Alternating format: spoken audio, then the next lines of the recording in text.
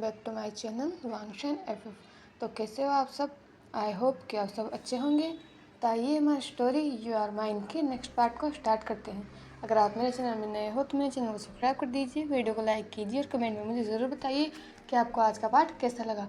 तो please like कर दिया कीजिए, क्योंकि अगर आप लाइक नहीं करते हो मेरे चैनल की रीच बहुत ज़्यादा डाउन जा रही है। अगर आप लाइक नहीं करोगे तो यूट्यूब मेरी वीडियोस को एक्सेस नहीं करेगा और मैं वीडियोस नहीं डाल पाऊँगी। तो प्लीज़ लाइक कर दिया कीजिए।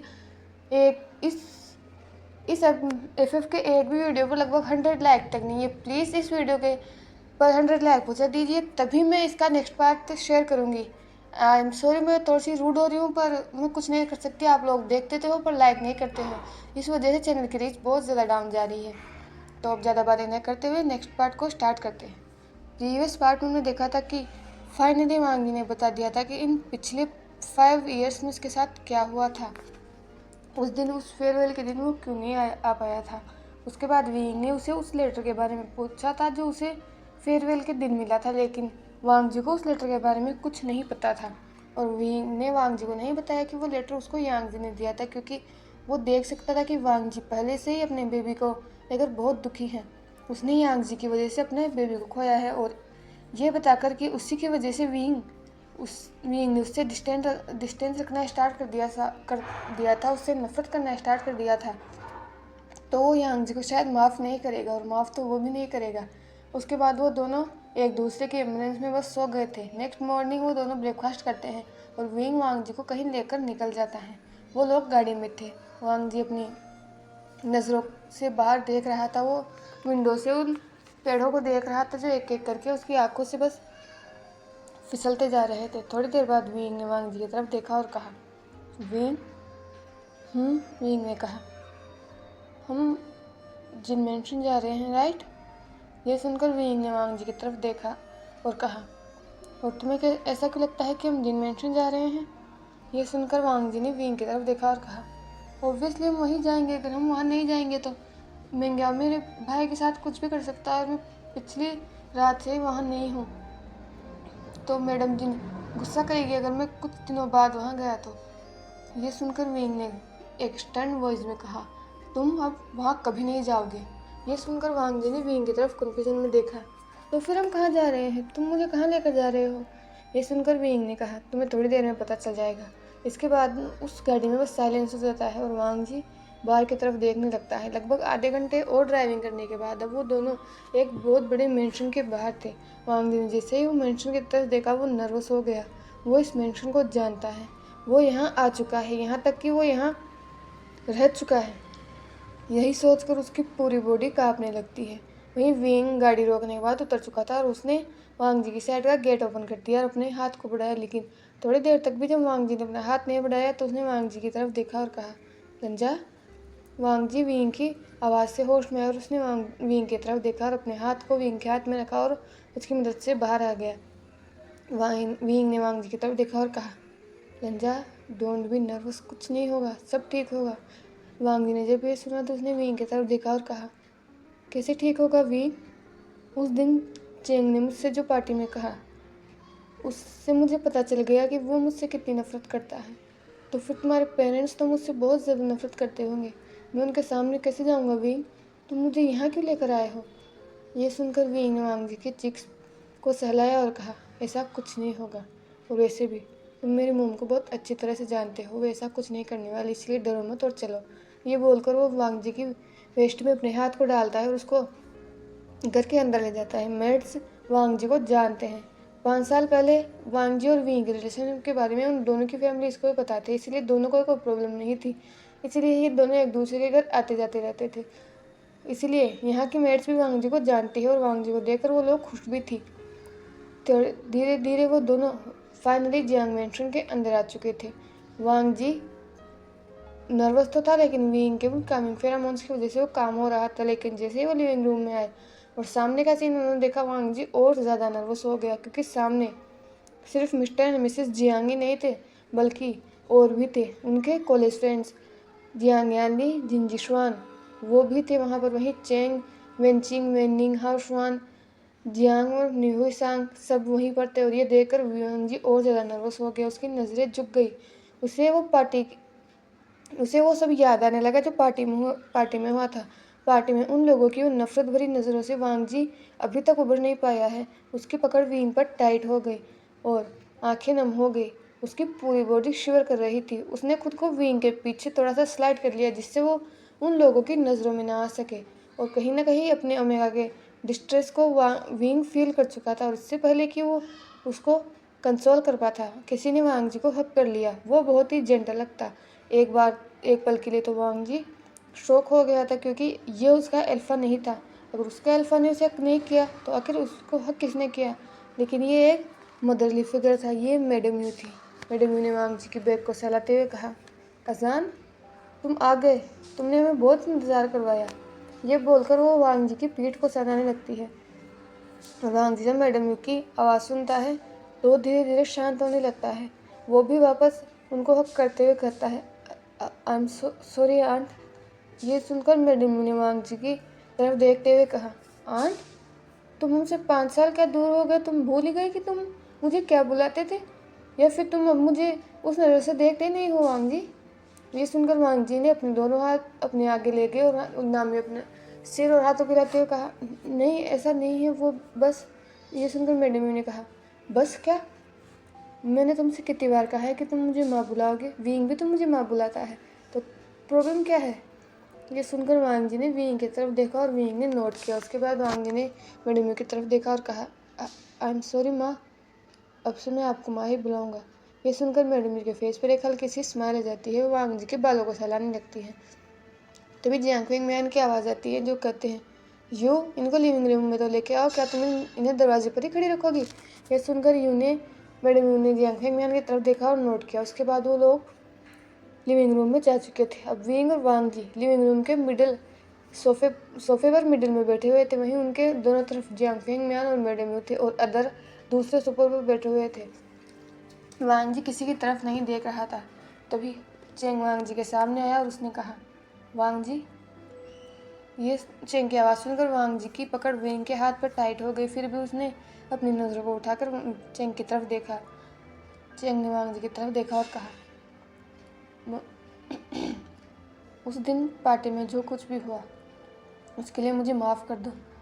मैं सच में नहीं जानता था कि तुमने इन 5 सालों में क्या कुछ सहा है, और उस दिन मैंने जिस तरह से तुमसे बात की, मैं जानता हूँ वो प्रॉपर नहीं था, वो इनएप्रोप्रिएट था, लेकिन मैं कुछ नहीं कर सकता था। मैंने 5 साल में अपने भाई को हर्ट होते हुए देखा है, और तुम जानते हो कि मैं अपने भाई से कितना प्यार करता हूँ।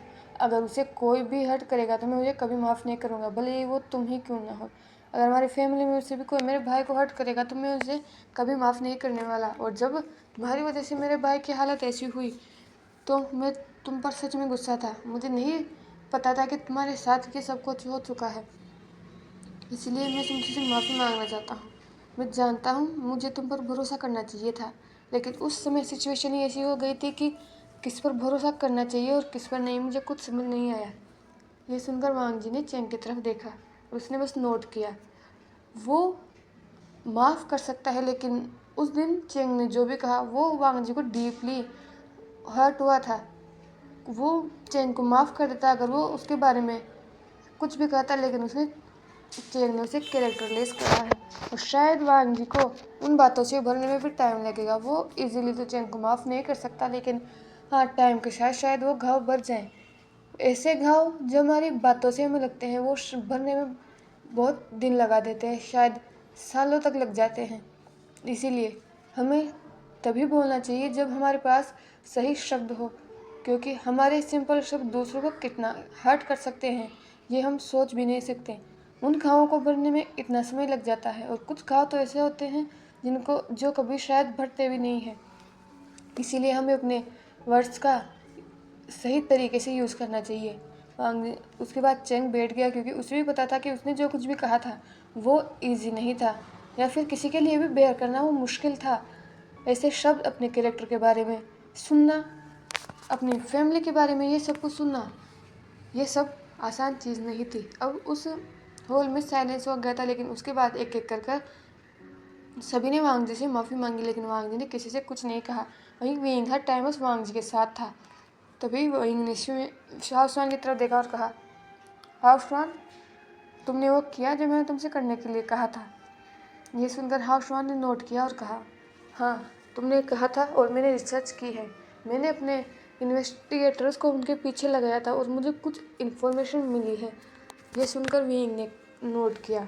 शुएंग ने कंटिन्यू करते हुए कहा, मैंने सोचा था कि ये तब शुरू हुआ था हमारे फेयरवेल पार्टी के दिन, लेकिन नहीं, ये तब नहीं शुरू हुआ था। ये तभी शुरू हो चुका था जब एक नया पर्सन हमारे कॉलेज में आया था।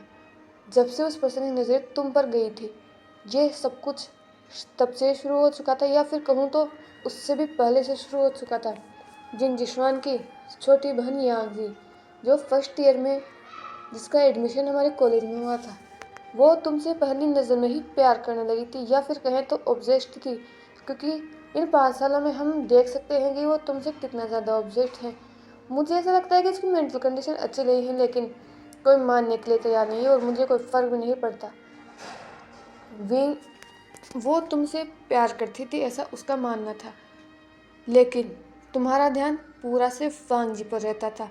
वैसे भी तुम अच्छी तरह से जानते हो कि हमारे फ्रेंड सर्कल में जितने भी कपल्स थे वो सिर्फ अपने पार्टनर पर ध्यान देते थे, क्योंकि हम सब अपने अपने पार्टनर से बहुत ज़्यादा प्यार करते हैं, इसलिए हमारा ध्यान किसी और पर नहीं था। उस कॉलेज में और भी ओमेगा और अल्फा थे, लेकिन हमारा ध्यान सिर्फ हमारे पार्टनर्स पर होता था। और यही चीज़ वांग जी को पसंद नहीं थी कि तुम्हारा ध्यान हमेशा बस वांग जी पर रहे। वो तुम्हें कैसे भी पाना चाहती थी और उस रास्ते में सबसे बड़ा कांटा वांग जी था, इसीलिए उसको वांग जी को हटाना था। इसीलिए वो अपने फादर के पास गई। उसने अपने फादर को सब कुछ बताया, लेकिन उसके फादर पहले से ही बहुत कुछ प्लान करके रखे उनके फादर ने पहले से ही बहुत कुछ प्लान कर रखा था। ये सब तभी शुरू नहीं हुआ था। लेंस जिन जिशवान ने लेंस के बीच पहले ही अपना एक ऐसा पर्सन छोड़ रखा था जिस पर लेंस को भरोसा करना ही होता, और वो पर्सन और कोई नहीं बल्कि मिंग्याओ था। कुछ दिनों से जिन गोंगशान मिंग्याओ को हर अपनी पार्टी में ले जाने लगा था, जिससे वो लेन चेन की नज़रों में आए, और उसका प्लान सक्सेसफुल हो रहा था। मिंग्याओ लेन चेन की नज़रों में आ रहा था। हालांकि लेन चेन को उसमें कोई इंटरेस्ट नहीं था। वो ऐसी पार्टियों को तभी ज्वाइन करते थे जब बहुत ज़्यादा इम्पोर्टेंट हो, नहीं तो वो ऐसी पार्टियों को ज्वाइन नहीं करते थे। लेन चेन ही थे जो ऐसी पार्टियों को ज्वाइन करते थे, और इसी का फ़ायदा जिन गुंगशान ने उठाया, और उसने एक मैरिज डील साइन की। ये डील सिर्फ मैरिज नहीं होने वाली थी, बल्कि 2 कंपनियों का एक बहुत बड़ा कोलेब्रेशन होने वाला था, और लेन चेन को इसमें दोनों ही फ़ायदे दिख रहे थे, क्योंकि एक तो अगर ये डील होती तो उन्हें बहुत ज़्यादा प्रॉफिट होता, और दूसरा जिस तरह से मेंग्या उनके साथ बिहेव कर रहा था, उन्हें लग रहा था कि वो लेन फैमिली को संभाल सकता है। वो नेक्स्ट मैडम लेन हो सकता है जो इस लेन फैमिली को हायर देगा, और वो शिचेन के लिए परफेक्ट है। शिचेन जैसे एक ऐसे पर्सन के लिए जो सॉफ्ट हार्टेड है, उसके लिए भी एक ऐसा ही पर्सन चाहिए जो एक सॉफ्ट हार्टेड पर्सन हो। इसीलिए उन्होंने इस शादी के लिए हाँ कर दी, लेकिन और ये शादी हो चुकी थी। पर इससे पहले कि हाउसवान कुछ आगे का था, वांग जी ने कहा, शिचेन का ने कभी मिंग्याओ से प्यार नहीं किया। ये सुनकर उस लिविंग रूम में सन्नाटा हो गया। उन सबने वांग जी की तरफ देखा। वांग जी ने अपनी नज़र को उठाया और विंग की तरफ देखा और कहा, शिचेनगा कभी मिंग्याओ में इंटरेस्टेड थे ही नहीं। जब से मिंग्याओ हमारी कंपनी में आने लगा था, तब से ही गगा अपसेट रहने लगे थे, क्योंकि कहीं ना कहीं उन्हें पता चल गया था कि डैड क्या चाहते हैं, वो क्या करना चाहते हैं, ये उन्हें शायद पता चल रहा था। इसीलिए वो डैड से अब कम ही मिलते थे, और एक दिन डैड ने उन्हें बताया कि उन्होंने उनकी शादी मिंग्याओ के साथ फिक्स कर दी है। इस पर लेनशिचिन ने उन्हें मना किया कि वो शादी नहीं करना चाहते, और जब डैड ने उनसे पूछा कि वो क्यों नहीं करना चाहते, तो उनके पास उस वक्त कोई जवाब नहीं था। लेकिन मैं जानता हूँ, उन्होंने मुझसे कहा था एक बार कि वो किसी और को पसंद करते हैं, वो ऑलरेडी ही किसी से प्यार करते हैं, तो वो मिंग्याओ को कभी प्यार नहीं कर पाएंगे। और मिंग्याओ के पास रहना उन्हें नहीं पता, पर उन्हें अच्छा नहीं लगता। मिंग्याओ की वो स्माइल उन्हें बहुत ही ज़्यादा क्रीपी लगती है। जिस तरह से वो लेनचिलियन को हर बातों में कन्विंस कर लेता है, वो शिचेन को बहुत अजीब लगता था। जब मैंने उन्हें पूछा कि वो किसी और से प्यार करते हैं, क्या मैं उसे जानता हूँ, तो उन्होंने कहा कि वो किसी ऐसे पर्सन से प्यार करते हैं जिन्होंने पहली नज़र में ही उनके दिल को अपने पास रख लिया है। उन्हें नहीं पता था कि वो पर्सन उनसे प्यार करता है या नहीं, लेकिन वो उस पर्सन को पूरे दिल से प्यार करते हैं। और तुम लोगों को पता होगा, हम लेंस बस एक ही बार प्यार करते हैं। अगर हम एक बार प्यार कर लेते हैं तो हमारे दिल में दूसरा कोई पर्सन उस पर्सन की जगह नहीं ले सकता। हम उसी पर्सन के साथ जीते हैं और उसी पर्सन के लिए हम मर जाते हैं। और शिचिनगा ये बोलकर उसने चेंग की तरफ देखा जो वही दूसरे सोफे पर बैठे थे। जियांग चेंग से प्यार करते थे। उस दिन जब वो कॉलेज में मुझे पहली बार छोड़ने आए थे तब उन्होंने जियांग चेंग को वहाँ देखा था और तब से ही उन्होंने अपना दिल जियांग चेंग को दे दिया था। ये सुनकर उस पूरे लिविंग रूम में बस सन्नाटा हो चुका था। वहीं जियांग चेंग वांग जी को अपनी बड़ी आंखों के साथ देख रहा था। एक सीक्रेट जियांग चेंग का भी था शिचेन को लेकर, जिसकी वजह से शायद और ज़्यादा चेंग उस दिन उस पार्टी में फ्यूरियस था। हाफशान ने वांग जी की तरफ देखा और कहा, क्या? वांग जी ने नोट किया।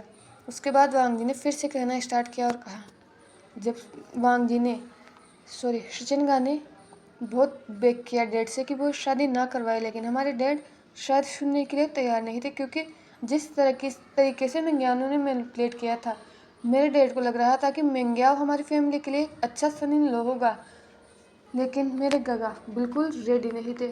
और जब मुझे इस बात का पता लगा तो मैंने गागा से कहा कि शायद वो मिंग्याओ से बात करे, क्योंकि अब सिर्फ वही है जो उनकी मदद कर सकता है।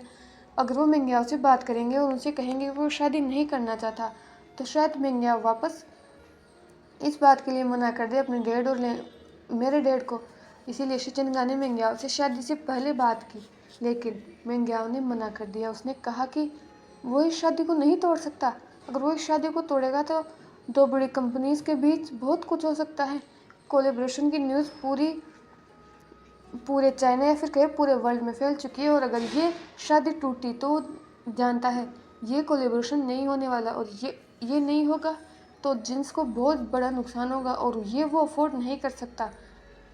शिचेनगा ने मिंग्याओ में उसी समय वो सेल्फिशनेस देख ली थी।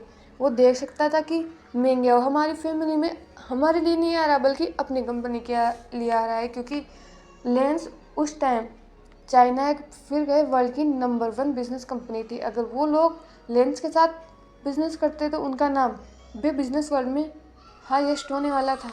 और शिचिनगा ने मिंग्याओ को बहुत ज़्यादा समझाने की कोशिश की, लेकिन मिंग्याओ पर कोई असर नहीं पड़ा। तो थक हार कर शिचिनगा को वो शादी करनी पड़ी, लेकिन शादी की पहली रात से ही वो अलग रूम में रहते थे और मिंग्याओ को उन्होंने अलग रूम में रख दिया था। हमारे घर का माहौल दिन ब दिन बस टेंस होता जा रहा था, क्योंकि वहाँ पर कोई खुश नहीं था। डैड को लगा था कि मिंग्याओ से शादी के बाद शिचिनगा खुश रहेंगे, लेकिन नहीं। उस दिन के बाद से ही शिचिनगा ने खुद को बस काम में लीन कर दिया। वो ओवर टाइम करने लगे, वो अपना ब्रेकफास्ट अपना मील मिस करने लगे। वो मिंग्याओ से ना तो बात करते ना ही उसको देखते भी थे, पर शायद मिंग्याओ को भी इससे कोई फर्क नहीं पड़ रहा था। वो बस डैड के आगे पीछे लगा रहा था और डैड की मदद से वो हमारी कंपनी में चलाया, और मेरे डैड ने उसको एक हाई पोजीशन हमारी कंपनी में दी, जिससे वो उस कंपनी में और ज़्यादा गुण मिल गया। उसने अब सभी एम्प्लॉयज़ को अपनी उस स्माइल से अपनी तरफ कर लिया। इसलिए अब अगर कंपनी में कुछ भी होता तो कोई मिंग्याओ पर शक कर ही नहीं सकता था। और ऐसे ही चल रहा था। उन दोनों की शादी को लगभग अब 6 महीने हो चुके थे, लेकिन ना तो उनके रिश्ते में कोई प्रोग्रेस थी और ना ही शिचिनगा में। और उस दिन जब हमारा फेयरवेल था, मेरे पास सिर्फ मेरे अंकल और डैड के एक्सीडेंट का बस कॉल आया, और उसके बाद सब कुछ चेंज हो गया। ये सुनकर वहाँ पर फिर से साइलेंस हो गया और विंग ने वांग जी की पीठ पर हाथ रखा और उसे सहलाने लगा। वही हाउसवान ने कहा, तुमने सही कहा। शादी के बाद से ही मिंग्याओ ने लेन कंपनी में इंटरफेयर करना स्टार्ट कर दिया था, और शायद यही कारण था कि वो तुमसे इतनी आसानी से साइन करवा चुका था। लेकिन जहाँ तक मुझे लगता है ये कोई एक्सीडेंट नहीं था, ये एक प्लान्ड मर्डर था। और जहाँ तक मुझे लगता है इसमें शिचेन बच गया, ये एक मिरेकल था, क्योंकि कोशिश दोनों को मारने की गई थी। ये सुनकर वांग जी ने चेंग की तरफ देखा, वांग जी ने हाउसवान की तरफ देखा और उसकी आंखों से बस आंसू बह गए। और विंग ने जब ये देखा तो उसने वांग जी को हक कर लिया। वांग जी ने विंग की शर्ट को टाइटली पकड़ते हुए कहा, यह सब मेरी गलती है। मैंने अपने गगा पर कभी ध्यान ही नहीं दिया। हमारे पेरेंट्स के जाने के बाद मेरे भाई ने मेरा एक मदर और फादर दोनों की तरफ ख्याल रखा, लेकिन मैं बस अपने में ही खो गया। मुझे बस अपनी लाइफ की पड़ी थी। मैंने अपने भाई पर कभी ध्यान ही नहीं दिया। अगर मैंने ध्यान दिया होता आज उनकी हालत ऐसी ना होती, आज वो मेरे साथ होते। ये सारी गलती मेरी है। मुझे महंगाई पर ध्यान देना चाहिए था, मुझे अपने फादर पर ध्यान देना चाहिए था, लेकिन मैंने ऐसा कुछ नहीं किया। मैं अपनी लाइफ में इतना बिजी हो चुका था कि मैंने अपनी फैमिली पर ध्यान देना ही बंद कर दिया। ये बोलकर वो वीइंग की बाहों में सुबकने लगता है। वीइंग ने वांग जी को टाइटली हग करते हुए कहा, इसमें तुम्हारी कोई गलती नहीं है लंजा। जो होना था वो हो चुका है, अब हम इसे चेंज नहीं कर सकते। और शायद अगर तुम इन सब में इन्वॉल्व होते तो तुम्हारे साथ भी वो बहुत कुछ कर सकते थे। ये अच्छा है कि तुम उससे दूर थे। शायद तुम्हारे दूर होने की वजह से ही तुम आज यहाँ हो, हमारे साथ हो। नहीं तो क्या पता, अगर तुम्हें उनके इरादों के बारे में पता चल जाता तो वो तुम्हारे साथ कुछ भी कर सकते थे। इसीलिए मैं मानता हूँ कि ये अच्छा है कि तुम उनके बीच में नहीं आए। मैं जानता हूँ तुम्हारे डैड को खोने का दुख तुम्हें है, लेकिन मुझे कोई रिग्रेट नहीं है कि तुम अपनी लाइफ में बिजी थे। तुम्हारे क्रिश्चियन का अभी भी तुम्हारे साथ हैं और मैं तुम्हें प्रॉमिस करता हूँ कि वो ठीक होंगे। हमने उन मेडिसिन के सैंपल जो मिंग्याओं ने अपने रूम में रख रखे थे, उस दिन जब मैं तुम्हारे घर आया था मैंने चेंग को कहा था, चेंग उनको उनके मेडिसिन के सैंपल्स को लेकर आया था। उनको हमने हॉस्पिटल में भेज दिया है, वो उन्हें चेक कर लेंगे, चिंता मत करो, सब ठीक हो जाएगा। ये सुनकर वांग जी ने बस नोट किया। उसके बाद वीइंग ने एक बार फिर से हाफान और विशांग की तरफ देखा और कहा, तुम दोनों को बहुत कुछ करना है। ये सुनकर उन दोनों ने बस नोट किया। ये फ्रेंड ग्रुप हमेशा ही दूसरों के लिए इंस्पिरेशन ले रहा है। ये पूरा फ्रेंड ग्रुप एक दूसरे के लिए जान तक दे सकता है। तो छोटे मोटे काम करना तो ये बस उनके चुटकियों का खेल है। उसके बाद धीरे धीरे सभी दोस्त वहाँ से जा चुके थे। उन दोनों वहाँ पर सिर्फ जियांग फैमिली, जियांग याली और जिंगीशुआन और वांग जी थे। उन लोगों ने अपना लंच किया और उसके बाद वीइंग वांग जी को अपने रूम में ले गया। उन दोनों ने वहाँ शावर लिया। वांग जी के पास पहनने के लिए कोई कपड़े तो थे नहीं, इसीलिए उसने वीइंग के कपड़े पहने। वीइंग ओब्वियसली एक अल्फा है तो उसका बॉडी स्ट्रक्चर वांग से अलग है और वांग जी को वीइंग के कपड़े लूज आ रहे थे। पहले वांग जी ने शावर लिया और वो बेड पर बैठा अपने बालों को ड्राई कर रहा था। उसने एक वाइट शर्ट पहन रखी थी जो भी बहुत लंबी थी, वो उसकी नीज तक आ रही थी, और एक ट्राउज़र पहन रखा था जो भी बहुत लंबा था। वो बैठा अपने बालों को ड्राई कर रहा था और उसके दिमाग में बहुत कुछ चल रहा था। उसने कभी नहीं सोचा था कि उसकी लाइफ फिर से ऐसी हो जाएगी। उसका अल्फा, उसका वीइंग उस पर भरोसा करेगा। उसने इस आस को बिल्कुल छोड़ दिया था। फेयरवेल के दिन के बाद उसे थोड़ी सी उम्मीद थी कि शायद जब वीइंग उससे मिलेगा तो वीइंग को सब कुछ बताएगा, लेकिन जिस दिन जियांग उसे मिला था और उसने बताया था कि वीइंग उससे नफरत करता है, ये चीज़ उसके लिए हार्ट ब्रेकिंग थी। उस समय उसे नहीं समझ आ रहा था कि उसे क्या करना चाहिए। वीइंग उससे नफरत करता है। अब वीइंग ही तो एक इकलौता पर्सन उसकी लाइफ में बचा था तो जो उसके साथ था, लेकिन वो होप भी उसने खो दी थी। और उस दिन ऑफिस में वीइंग के बिहेवियर को देखकर उसका दिल और ज़्यादा टूट गया था और उसने बिल्कुल ये होप ही खो दी थी कि वीइंग और वो कभी एक साथ होंगे, कभी वीइंग उस पर बिलीव करेगा। लेकिन अब सब कुछ अलग है। वीइंग उस पर भरोसा करता है, वीइंग ने उस पर भरोसा किया है, इसीलिए उसने वांग जी को सुना, वांग जी की साइड को जानने की कोशिश की। नहीं तो वीइंग चाहता तो बिना कुछ जाने सारा इल्ज़ाम वांग जी पर लगा सकता था, पर नहीं, उसने अपने ओमेगा को मार्क करके दूसरे अल्फा की तरफ बस छोड़ नहीं दिया। वांग ये जानते हुए भी कि वांग जी इतना सब कुछ सह चुका है, उसके बेबी तक को खो चुका है, फिर भी वीइंग उसके साथ हैं। और इससे ज़्यादा वांग जी को अपनी लाइफ में कुछ नहीं चाहिए। एक ऐसा अल्फा जो उससे प्यार करता है, उसकी इतनी रिस्पेक्ट करता है, यहाँ तक कि उसकी पूजा तक करता है। उसके लिए अपने लिए वीइंग का इतना डिवोशन देखकर वांग जी के हार्ट में बस एक वार्मथ फैल जाती है। जब भी वो वीइंग की तरफ देखता है, वो अपने थॉट्स में खोया हुआ था, तभी वीइंग उसके पास आया और उसने उसकी तरफ देखते हुए कहा, लंजा। वांग जी अपने ख्यालों में था, वो अपने होश में, और उसने वीइंग की तरफ देखा और कहा, हाँ। वीइंग ने वांग जी की तरफ देखा और कहा, क्या हुआ? वांग जी ने बस नाम में अपना सिर हिलाया। वीइंग भी वही वांग जी के पास बैठ गया और उसे अपनी लैप में ले लिया। इस पर वांग जी बिल्कुल नहीं चौंका, क्योंकि ये उसका फेवरेट स्पॉट है। 5 साल पहले भी वीइंग उसे यहीं बैठाता था। वीइंग को नहीं फ़र्क पड़ता था कि कॉलेज स्टूडेंट की तरफ देखते हैं या नहीं, मुझसे बस वांग जी को अपने इतना पास रखना पसंद था। थोड़ी देर तक उनके बीच एक कंफर्टिंग साइलेंस रहता है। वांग जी ने फिर विंग की तरफ देखा और कहा, विंग। विंग ने वांग जी की तरफ देखा और कहा, बस कहा। वांग जी ने कहा, विंग, वो पार्टी 2 दिन बाद होने वाली है, राइट? ये सुनकर विंग ने कहा, हाँ, क्यों? वांग जी ने कहा, विंग, पिछले 1 दिन से मैं तुम्हारे साथ हूँ और 2 दिन तक और मैं यहाँ रहने वाला हूँ, जैसा कि तुमने कहा। तो इन 3 दिन में क्या जेंस मुझे ढूंढने की कोशिश नहीं करेंगे? क्या वो गगा को हार्म करने की कोशिश नहीं करेंगे? क्या तुम्हें यकीन है कि मिंग्याओ शिचिंगा को हार्म नहीं करेगा? ये सुनकर वांग जी की उस सैडनेस, उस डिस्ट्रेस को समझ सकता था। उसने वांग जी की पीठ को सहलाते हुए कहा, वो लोग ऐसा कुछ नहीं करेंगे, तुम चिंता मत करो। मैंने अपने आदमियों को जिन्स पर नज़र रखने के लिए ऑलरेडी ही भेज दिया है और मुझे पता चला है कि जिन्स उस दिन की इंगेजमेंट के लिए बहुत ज़्यादा बिजी हैं। उन लोगों के पास और चीज़ का टाइम नहीं है और जो डील मैंने उनके साथ की है उसको लेकर जिन फैमिली में जितना भी अल्फ़ा है वो तो उस डील में बिजी है, वही ओमेगा उस एंगेजमेंट के लिए बिजी है। इसलिए अभी सृजन पर ध्यान देने का उन लोगों का कोई इरादा नहीं है या फिर उनके पास टाइम ही नहीं है। मैंने उन्हें बिजी रख रखा है। तो अपने सृजन का टेंशन करना बंद कर दो। रही बात तुम्हारी, तो तुम्हें नहीं ढूंढने वाले, क्योंकि अभी वो तुम्हें मेरी नज़रों के सामने शायद ही लाना चाहेंगे। इसलिए रेस्ट एश्योर रहो लंजा, कुछ नहीं होगा। ये सुनकर वांग जी ने बस नोट किया और फिर से अपने सिर को विंग की चेस्ट पर रख दिया। थोड़ी देर तक फिर से उन दोनों के बीच एक साइलेंस हो गया। वांग जी ने फिर से विंग की तरफ देखा और अपनी लिप्स को जैसे वो हेजिटेट कर रहा हो कहने में, उसने विंग की नेक में अपने फेस को छुपाते हुए कहा, विंग।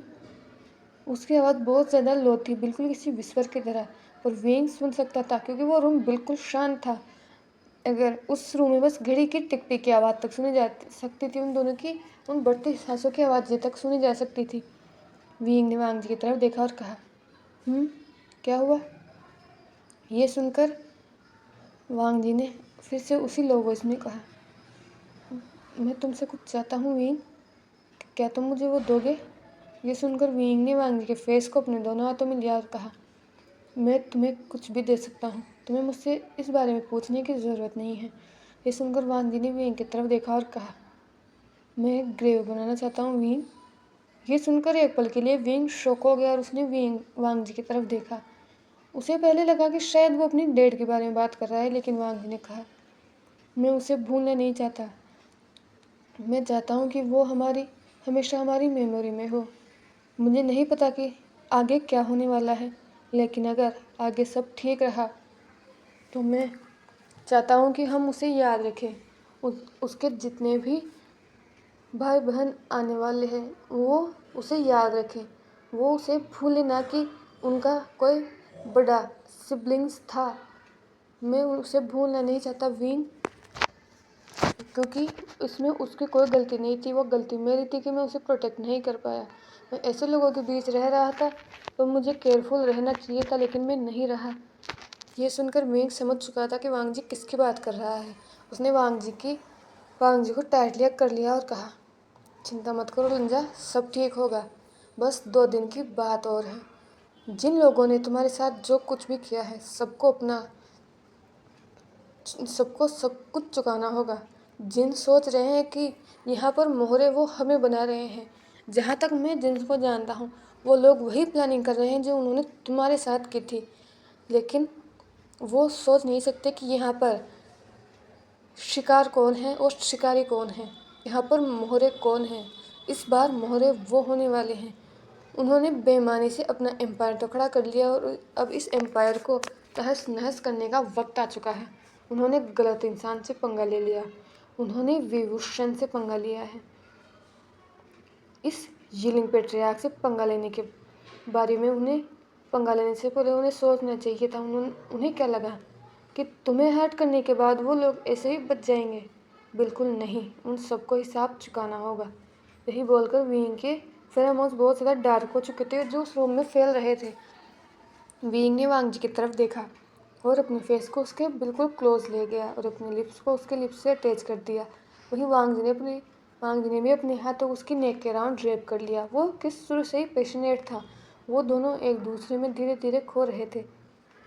तो हे एवरीवन, आज के लिए बस इतना ही। प्लीज़ कमेंट में मुझे बताना कि आपको ये पार्ट कैसा लगा और प्लीज़ लाइक कर देना। इस पर अगर 100 लाइक आ जाएंगे तभी मैं न्यू पार्ट अपलोड करूँगी। तो stay safe, stay happy and thank you.